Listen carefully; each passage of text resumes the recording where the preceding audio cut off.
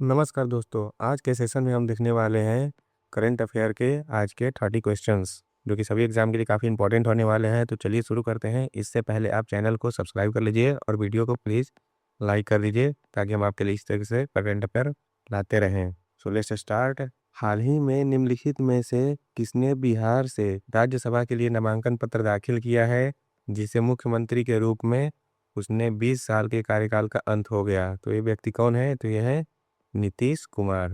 नीतीश कुमार ने अब राज्यसभा जाने का निर्णय ले लिया है और मुख्यमंत्री के पद से इस्तीफा दिया है। नेक्स्ट क्वेश्चन देखते हैं। राष्ट्रपति द्रौपदी मुर्मू द्वारा पश्चिम बंगाल के नए राज्यपाल के रूप में किसे नियुक्त किया गया है? तो राज्यपाल जो पश्चिम बंगाल के नए राज्यपाल कौन है? तो ये हैं BN Ravi, sorry RN Ravi जो है बंगाल के नए राज्यपाल के रूप में नियुक्त हुए हैं। नेक्स्ट क्वेश्चन है, आंध्र प्रदेश की मसौदा जनसंख्या प्रबंधन निधि में निम्नलिखित लक्ष्य कुल प्रजनन दर टोटल फर्टिलिटी रेट TFR क्या है? तो टोटल फर्टिलिटी रेट है 2.1 जो कि इतना ही होना चाहिए एक सस्टेनेबल पॉपुलेशन के लिए। नेक्स्ट क्वेश्चन देखते हैं। महाराष्ट्र कैबिनेट द्वारा अनुमोदित धर्मांतरण निषेध विधेयक के मसौदे के अनुसार किसी व्यक्ति को दूसरे धर्म में परिवर्तित करने से पहले कितने दिनों का नोटिस देना होगा? तो पहले 60 डेज यानी कि 60 दिनों का नोटिस देना पड़ेगा, उसके बाद ही आप अपना धर्म परिवर्तन कर सकते हैं। नेक्स्ट क्वेश्चन देखते हैं। केंद्रीय गृह मंत्री अमित शाह ने आगामी जनसंख्या जनगणना 2027 के लिए 2 शुभंकरों का अनावरण किया, उसमें उनके क्या नाम है? तो ये दो शुभंकर हैं। बी ऑप्शन प्रगति और विकास। प्रगति और विकास 2 शुभंकर हैं जो कि 2027 के जनसंख्या जनगणना के लिए बनाए गए शुभंकर हैं। नेक्स्ट क्वेश्चन देखते हैं। ईरानी युद्धपोत IRIS डेना जो अभी भारत में आया था मिलिट्री एक्सरसाइज के लिए, जिसे हाल ही में अमेरिकी पनडुब्बी द्वारा टॉर्पीडो किया गया था, किस देश के तट के पास स्थित था? तो किस देश के पास था? तो वो श्रीलंका के पास, श्रीलंका से लगभग 100 किलोमीटर के तट के आसपास था, जब अमेरिका ने इसके जहाज को डुबा दिया।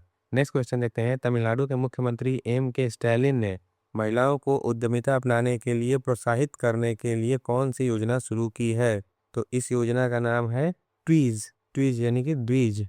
इस योजना का नाम है ट्वीज या द्विज। अब इसका पूरा नाम की बात करें तो यह है तमिलनाडु वीमेन, W से वीमेन एम्पावरमेंट, एंटरप्रेन्योर एम्पावरमेंट और S से स्कीम। क्या हो गया? Tamil Nadu women entrepreneur empowerment scheme, ट्वीज। Next question देखते हैं।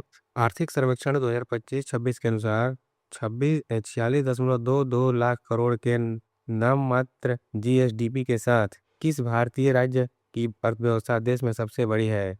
तो किस राज्य की अर्थव्यवस्था देश में सबसे बड़ी है? तो वह है महाराष्ट्र। तो Maharashtra also called as the financial capital of India, that's why. Next question देखते हैं। सितंबर 2025 के विरोध प्रदर्शन के बाद नेपाल में हुए पहले चुनाव में प्रारंभिक अनुमानित मतदान प्रतिशत क्या था? तो यह था 60%, यानी कि 60% था। नेक्स्ट क्वेश्चन है। भारत में स्वदेशी रूप से विकसित क्वाड्रीवेलेंट ह्यूमन पैपिलोमा वायरस यानी कि HPV क्या है? Quadrivalent human papilloma virus HPV vaccine का नाम बताइए। तो HPV वैक्सीन का नाम है Cervavac, option B Cervavac. Next question है। भारतीय वायुसेना इंडियन एयरफोर्स IAF का एक सुखोई 30 MKI लड़ाकू विमान 5 मार्च 2026 को किस स्थान से उड़ान भरने के बाद लापता हो गया? तो यह असम के जोरहट से उड़ान भरने के बाद लापता हो गया। यह कब की बात है? 5 मार्च यानी कि कल की बात है। नेक्स्ट क्वेश्चन देखते हैं। अहमदाबाद में ICC T20 वर्ल्ड कप 2026 का फाइनल कौन सी 2 टीमें खेलेंगी? तो अहमदाबाद में इंडिया वर्सेस न्यूजीलैंड का टीम अहमदाबाद में खेलेंगी। नेक्स्ट क्वेश्चन है। आगामी जनसंख्या जनगणना भारत में पहली बार किस प्रारूप में आयोजित की जाएगी? तब आगे होने वाली जनसंख्या जनगणना भारत में पहली बार डिजिटल रूप से की जाएगी। पहले क्या था कि पेपर पर सब कुछ लिखा जाता था, नाम, एड्रेस वगैरह वगैरह, मतलब, लेकिन अब डिजिटल रूप से इस जनसंख्या जनगणना को संपादित किया जाएगा। अगला क्वेश्चन देखते हैं। HK दुआ जिनका हाल ही में निधन हो गया किस क्षेत्र के प्रसिद्ध व्यक्ति थे? तो HK दुआ यह जर्नलिज्म यानी कि पत्रकारिता के क्षेत्र के प्रसिद्ध व्यक्ति थे, H.K. दुआ। नेक्स्ट क्वेश्चन है, प्रधानमंत्री नरेंद्र मोदी किस शहर में 18,300 करोड़ से अधिक के निवेश वाले मेट्रो कॉरिडोर का उद्घाटन करने वाले हैं? तो कितना 18,300 करोड़ का निवेश मेट्रो कॉरिडोर में, तो यह कौन सा शहर है? तो यह है दिल्ली में फिर से निवेश किया जाएगा मेट्रो कॉरिडोर में 18,300 करोड़। अगला क्वेश्चन है, एसोसिएशन फॉर डेमोक्रेटिक रिफॉर्म की एक नई रिपोर्ट के अनुसार वित्तीय वर्ष 2025-24-25 में किस राजनीतिक दल ने सबसे अधिक आय घोषित की है? तो बताइए कौन हो सकता है? तो जाहिर सी बात है, जिसकी सत्ता उसी के पास सबसे ज़्यादा पैसे होंगे, तो यह है Bharatiya Janata party. Next question देखते हैं, किस राज्य के औषधि नियंत्रण निदेशालय ने हाल ही में ओरल निकोटीन पाउच की अवैध ऑनलाइन बिक्री के खिलाफ सार्वजनिक अलर्ट जारी किया है? तो ओरल निकोटीन पाउच की सार्वजनिक, तो यह कौन है? यह है तमिलनाडु ने इसको क्रैक डाउन किया है और ओरल निकोटीन पाउच की अवैध ऑनलाइन बिक्री को खत्म किया है। नेक्स्ट क्वेश्चन देखते हैं, शिव प्रताप शुक्ल के स्थानांतरण के बाद हिमाचल प्रदेश के नए राज्यपाल के रूप में किसे नियुक्त किया गया है? तो अब हिमाचल प्रदेश के नए राज्यपाल हैं कविंदर गुप्ता। कविंदर गुप्ता को कहाँ का हिमाचल प्रदेश का नया राज्यपाल बनाया गया है। अगला क्वेश्चन देखते हैं, राज्यपाल जिष्णु देव वर्मा को तेलंगाना से किस राज्य में स्थानांतरित किया गया है? तो जिष्णु देव वर्मा को महाराष्ट्र में स्थानांतरित किया गया है। पहले कहाँ थे? तेलंगाना में। तो तेलंगाना से इनका स्थानांतरण कहाँ हुआ है? महाराष्ट्र में। नेक्स्ट क्वेश्चन देखते हैं, आंध्र प्रदेश की नई जनसंख्या प्रबंधन नीति किस तारीख से लागू करने का लक्ष्य रखा गया है? आंध्र प्रदेश में नई जनसंख्या प्रबंधन नीति को लागू करने का लक्ष्य रखा गया है। कौन सा है ये? तो 1 अप्रैल 2026, यानी कि जिस दिन फाइनेंशियल ईयर स्टार्ट होता है उसी दिन से ये जनसंख्या नियंत्रण भी नीति भी लागू कर दिया जाएगा। नेक्स्ट क्वेश्चन देखते हैं, मेटाबॉलिज्म जर्नल में प्रकाशित एक अध्ययन के अनुसार किन दो देशों में एशिया प्रशांत में सबसे अधिक पूर्ण मेटाबॉलिक रोग भार है? तो अधिक पूर्ण मेटाबॉलिक रोग भार कहाँ हो सकता है? जाहिर सी बात है भाई साहब, जहाँ जनसंख्या ज़्यादा होगी, और वहीं तो इंडिया और चाइना, यह है इंडिया एंड चाइना में सबसे ज़्यादा मेटाबॉलिक रोग वाले व्यक्ति पाए जाते हैं। नेक्स्ट क्वेश्चन है, आयुष्मान भारत स्वास्थ्य खाते यानी कि ABHA Ayushman Bharat health account के तहत भारतीय रोगियों को दी जाने वाली विशिष्ट पहचान संख्या में कितने अंक होते हैं? तो इसमें कुल 14 अंक होते हैं। अगला क्वेश्चन देते हैं, भारत और फिनलैंड ने हाल ही में किस दूरसंचार तकनीक में साझेदारी की घोषणा की है? तो इसने 6G में कौन कौन है? तो भारत और फिनलैंड साझेदारी की घोषणा की है 6G में।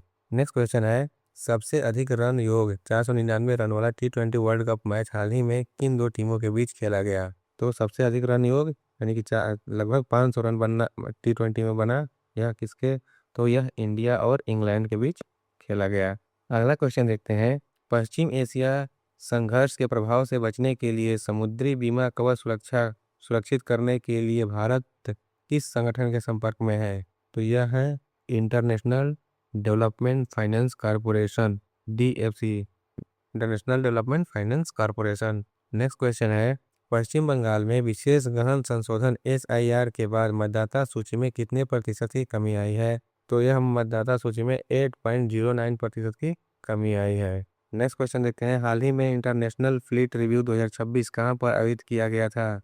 तो इंटरनेशनल फ्लीट रिव्यू 2026 यह आयोजित किया गया था विशाखापट्टनम में। नेक्स्ट क्वेश्चन है, घरेलू सीरीज एक long term green infrastructure bond जारी करने वाला भारत का पहला बैंक कौन सा बना? तो घरेलू सीरीज एक लॉन्ग टर्म ये ग्रीन इंफ्रास्ट्रक्चर बॉन्ड है, इसको जारी करने वाला बैंक बना है Bank of Baroda option C, यानी कि long term green infrastructure bank घरौली सीजन 1। नेक्स्ट क्वेश्चन देखते हैं, वर्ल्ड बॉक्सिंग फ्यूचर कप किस शहर में आयोजित होने वाला है? तो वर्ल्ड बॉक्सिंग फ्यूचर कप आयोजित होने वाला शहर है बैंकॉक। ये बैंकॉक में आयोजित किया जाएगा। क्या? तो वर्ल्ड बॉक्सिंग फ्यूचर कप आयोजित होगा बैंकॉक में। Last question of this session, अभी तक जिसने भी सब्सक्राइब नहीं किया है प्लीज़ चैनल को सब्सक्राइब कर लीजिए, ताकि हम आपके लिए बढ़िया करंट अफेयर के क्वेश्चंस लाते रहें, ये आपका तैयार होता रहे। Thank you.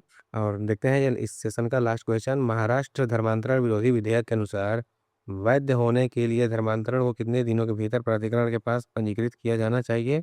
तो वैध होने के लिए आपको एटलीस्ट 25 डेज। महाराष्ट्र धर्मांतरण विरोधी विधेयक के अनुसार वैध होने के लिए धर्मांतरण को कितने दिनों के भीतर प्राधिकरण के पास पंजीकृत किया जाना चाहिए? यानी कि मान के चलिए आप आज, यानी कि आज 1 तारीख है, मान के चलिए कि आज 1 तारीख है और आज आपने धर्मांतरण कराया है, तो आपको 25 तारीख से पहले ही 25 तारीख से पहले क्या करना है? प्राधिकरण के पास पंजीकृत करा लेना है, अदरवाइज आपका धर्मांतरण अवैध घोषित कर दिया जाएगा। Thank you for watching. Stay connected with me and please subscribe the channel. Channel को सब्सक्राइब कर लीजिए और वीडियो को प्लीज़ लाइक कर दीजिए और दोस्तों के साथ शेयर भी कर दीजिए। Thank you for watching.